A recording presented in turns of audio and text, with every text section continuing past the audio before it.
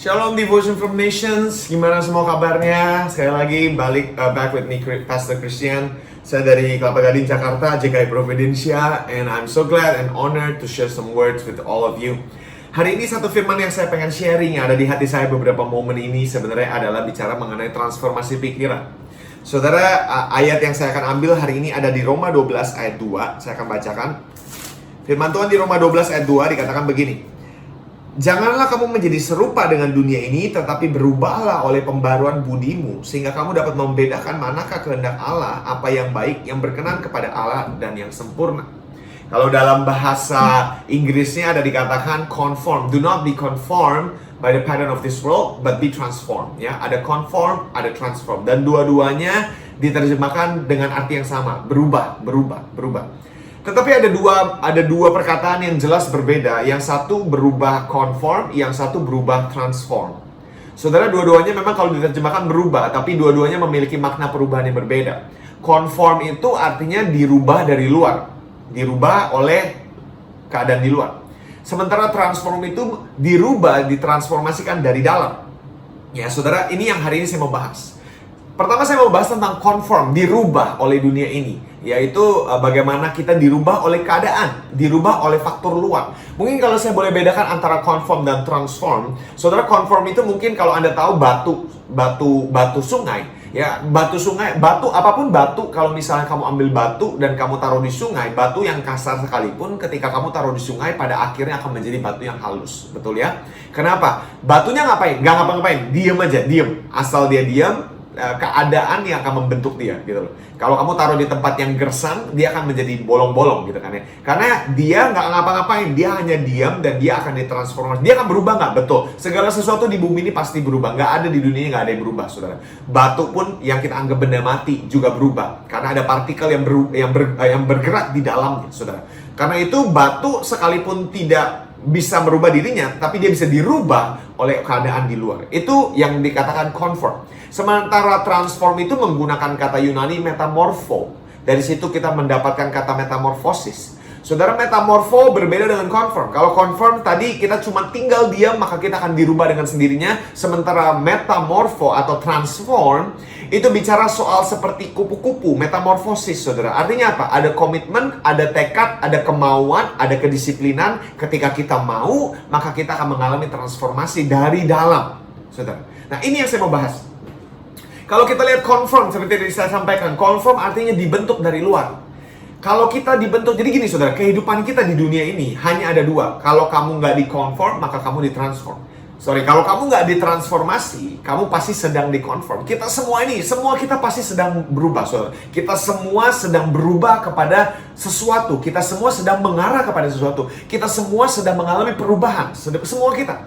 Enggak, gue nggak ngalamin perubahan, berarti kamu di-conform. Saudara, kalau kita diam aja dan nggak ngapa-ngapain, kita pasti berubah, tapi di-conform oleh keadaan dunia ini. Tapi kalau kita tidak mau menjadi serupa dengan dunia ini, maka harus ada niat, harus ada komitmen, harus ada kemauan, harus ada kesadaran, komitmen, tekad untuk berkata, I want to be transformed. Metamorpho. Saudara, conform itu ketika Anda dibentuk oleh keadaan. Ketika Anda mengizinkan pengalaman, sejarah, trauma, tragedi membentuk kehidupan kamu. Itu kamu di-conform. Ya. Jadi, kalau conform itu begini. Siapa kamu tergantung hari yang kamu alami. Kalau hari kamu buruk, kamu jadi orang yang buruk. Kalau hari kamu baik, kamu jadi orang yang baik. Dan saudara, kalau Anda tinggal dengan orang yang seperti itu, Anda tinggal serumah dengan orang yang seperti itu, Anda akan ketakutan. Kenapa? Anda nggak tahu orang itu mengalami hari buruk atau hari baik. Sebab kalau dia ngalamin mood baik, harinya buruk, maka mood dia buruk. Di meja makan pulang-pulang dia akan marah. Kita jadi takut gitu kan. Kenapa? Karena dia di-conform. Orang yang seperti itu bukan orang yang bisa kita andalkan. Kenapa? Karena emosinya tidak stabil. Tidak ada kestabilan emosi. Kalau dia ngalamin hari yang baik, dia baik. Semuanya happy. Tapi kalau dia moodnya lagi buruk, semua langsung keluar. Anda sedang di-conform. Saudara, kalau kita tidak belajar untuk menyadari apa yang sedang membentuk kita, maka kita akan menjadi, saudara, kalau saya boleh bilang, statement saya begini, saudara, conform adalah ketika kamu senantiasa ada dalam belas kasihan hidup. Ketika hidup baik sama kamu, kamu baik. Ketika hidup jahat sama kamu jadi orang yang buruk. Saudara, kamu senantiasa dalam mercy, you're at the mercy of life. Tergantung hidup baik ya kamu baik. Hidup semuanya baik, kamu baik. Saudara, dan ini bukan kehendak Allah. Tuhan gak mau kamu hidup seperti itu. Ya. Dan saudara, saya berdoa supaya kita belajar bahwa kita punya kuasa untuk mentransformasi pikiran kita. Paulus bilang, janganlah conform, tetapi transform. Artinya apa saudara? You and I, kita punya pilihan, kita punya kuasa, kita punya otoritas untuk menentukan. You want to be conformed or you want to be transformed. Kita punya pilihan, kita punya kuasa, kita bisa menentukan hal itu saudara. Ya, tapi kita mulai belajar menyadarinya dulu saudara. Ya, kalau kamu di-conform, karena segini saudara, hidup kita adalah produk dari pikiran kita. Bagaimana apa yang kamu pikirkan mempengaruhi bagaimana kamu mengambil tindakan dan bagaimana kamu hidup kehidupan kamu. Ya. Kalau kamu di-conform, maka kamu senantiasa dalam belas kasihan keadaan. Ya. Ketika saya di-conform, maka semua yang saya alami membentuk saya. Saudara pasti pernah dengar istilah yang sering kali dikatakan, apa yang kamu alami membentuk hidup kamu. Betul, kalau kamu di-conform. Tapi kalau kamu dalam Tuhan, kalau kamu dalam kekristenan, seharusnya apa yang kamu alami tidak membentuk kamu. Tidak, saudara. Apa yang kamu alami tidak mendefinisikan siapa kamu. Kalau kamu di-conform, apa yang kamu alami mendefinisikan siapa kamu. Tapi kalau dalam kekristenan, you are transformed by the process dari dalam, saudara. Dari dalam mengeluarkan semua yang kamu, the real you in Christ. That's transformed. Ya.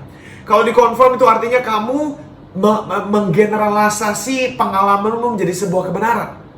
Ketika kamu pernah dikhianati dengan satu pria, kamu berkata semua pria sama aja.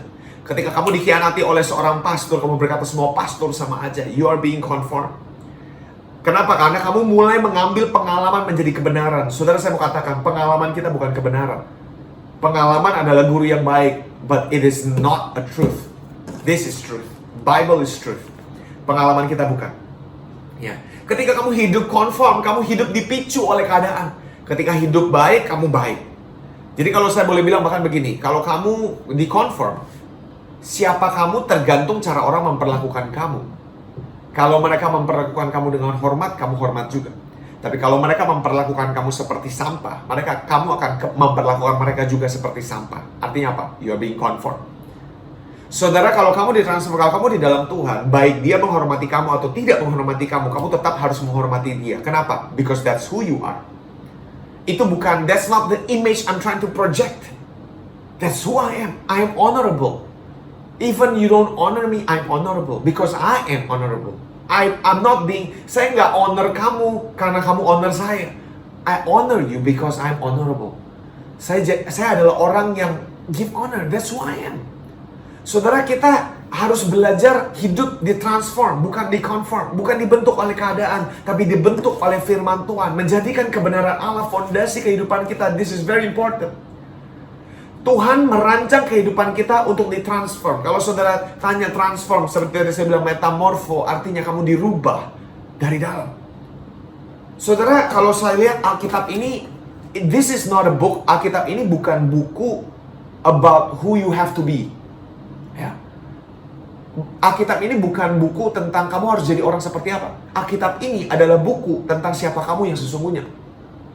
So, buku ini bukan tentang pendosa, bukan tentang bagaimana pendosa menjadi orang kudus. Karena orang pendosa nggak akan pernah bisa jadi orang kudus. Buku ini adalah tentang bagaimana orang kudus menjadi orang kudus. Saudara, so in essence, buku ini nggak ngasih tahu kamu bagaimana menjadi orang yang lebih baik. Buku ini memberitahu kamu siapa kamu sesungguhnya di dalam Kristus. So, this is a book that tells you who you really are. Not a book that tells you who you have to become. No, that's not true. So, kita semua di dalam Kristus, kita adalah manusia baru. Dan tugas kita adalah menemukan dan mengenali, menyadari siapa diri kita yang sesungguhnya di dalam Kristus dan mulai menghidupi realita itu. That is what we call transformation. Setiap hari I have to be more like Christ and less like who I used to be. Kenapa? Because that's who I am. That's not who I have to become, but that's who I am. That's who I really am di dalam Kristus. That's who I am. And I need to change because that's who I am. Saya harus melepaskan the fake life that I'm living now. The fake, kehidupan, habits yang saya pikir adalah saya. That's not who I am. It does not define me anymore because now I walk in the fullness of who Christ is. Karena itu saya mesti berjalan untuk menyadari siapa saya di dalam Kristus dan belajar menghidupi siapa saya di dalam Kristus. Metamorfo, seperti tadi saya katakan, berbeda dengan conform. Conform nggak perlu komitmen. You just have to be who you are. You just have to be, ya udah gitu aja, pasrah. You just have to be, ya udah pasrah gitu loh. Tapi kalau metamorfo, you have to be committed. Bagaimana caranya? Mulai belajar melihat apa yang ada di pikiran saya. Setiap pikiran negatif, buang. Setiap kamu mulai pikiran negatif tentang orang tertentu, buang. Saudara, inilah kenapa kunci metamorfo. Ini kunci juga kenapa banyak dari kita mengalami pengalaman spiritual. Nangis-nangis, terus kita pelepasan, tapi kita pulang sama. Kita mengalami terobosan dalam sebuah pertemuan doa, prayer meetings gitu kan. And then we go home the same. Why? Because we never change our mind. That's why Paul juga bilang, kamu akan masuk surga, tapi kamu hidup kayak di neraka. Why? Because you never change your mind. Kalau kita nggak ngerubah cara berpikir kita nggak belajar mengkontrol, kita nggak belajar pegang kendali atas kehidupan pikiran kita, you will be conformed. And you will go to heaven, but you are being conformed. You will go to heaven, but you live this world like hell. But that's not, itu bukan rancangan Tuhan dalam hidup kamu, saudara. Karena itu mulai belajar pilah, apa yang bukan Tuhan, buang. Ketika kamu mulai berpikir negatif tentang seseorang, kamu lihat, ini bukan Tuhan. Because karena kasih mempercayai yang terbaik terhadap seseorang. Gossip, fitnah, ya, itu buang. Saudara, bagian kita apa? Fokus apa yang baik, apa yang manis, apa yang sedap didengar. Firman Tuhan berkata, katakanlah. Pikirkanlah itu, saudara. Itu komitmen yang kita harus ambil. Ya. Karena itu merubah cara berpikir bukan perkara 1 jam, 2 jam dalam gereja, tiba-tiba kamu langsung merubah cara berpikir. No. Merubah cara berpikir adalah keputusan harian di mana kita mulai go deep into God's Word. Mulai baca firman, let this word transform your mind. Get serious about this. Ambil waktu baca firman. Saudara, bayangin dalam hidup kita ini dibombardir oleh culture dunia. TikTok, Instagram, Facebook, semua boleh bebas mengeluarkan pendapat, dan semua pendapat yang menurut kita baik kita jadikan prinsip. Saudara bisa bayangkan akan jadi seperti apa hidup kita. That's why di tengah masa-masa ini justru kita harus go deep into this Bible. We have to read this Bible. Kenapa? Because this is the only truth, dan ini yang harus satu-satunya yang boleh jadi fondasi kehidupan kita. Not opinions, not experience, not people. This. Karena itu saya berdoa, saudara, hari-hari ini mulai ambil waktu baca firman. Take a moment, read 1 chapter, 2 chapter, 3 chapter a day. You start reading. And when you start reading, let this word transform your mind. Dari situlah kamu mulai belajar pilah. Baru firman Tuhan Roma 12 ayat 2 juga berkata, barulah kamu mengerti kehendak Tuhan. Yang baik, yang sempurna, yang berkenan. Ketika kita mulai belajar apa? Merubah cara berpikir kita. So this is our responsibility. I pray supaya kita semua sama-sama mulai ambil kendali terhadap pikiran kita, mulai berpikir yang baik, mulai baca firman, mulai ganti fondasi yang salah, mulai ganti hidupmu dengan kebenaran Allah. Saya percaya hidup kita pasti akan mengalami transformasi. God bless you all.